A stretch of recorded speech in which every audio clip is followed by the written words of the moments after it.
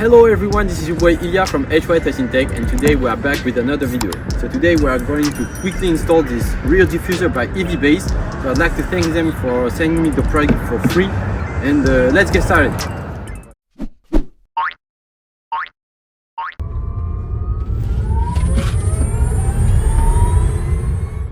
Let's start by looking at how to order the rear diffuser on EVBASE. You can simply use the link in the description or go to evbase.com and type rear diffuser in the search bar. Next, you can choose the finish. I went with matte. Then click add to cart and don't forget to use my code HY13 to save $80 on your order right now. Now back to the video.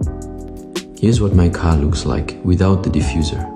Sorry, it's a bit dirty, I tried to wash it, but since it's winter, it's tough to clean properly. But no worries, because first, we're going to apply some isopropyl alcohol on our microfiber cloth and wipe down the entire black section of the original diffuser. This ensures the new diffuser sticks properly to the bumper. Next, we'll take the double-sided tape included in the package and apply it all over the diffuser.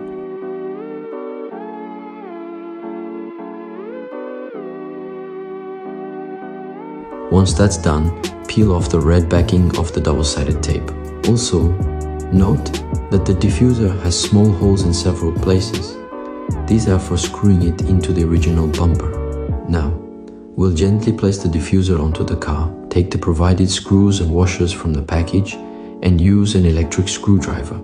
You'll see why I parked on a very high curb on one side is to make the installation easier and to give enough space for screwing. And here's the final result once everything is screwed in. What do you think?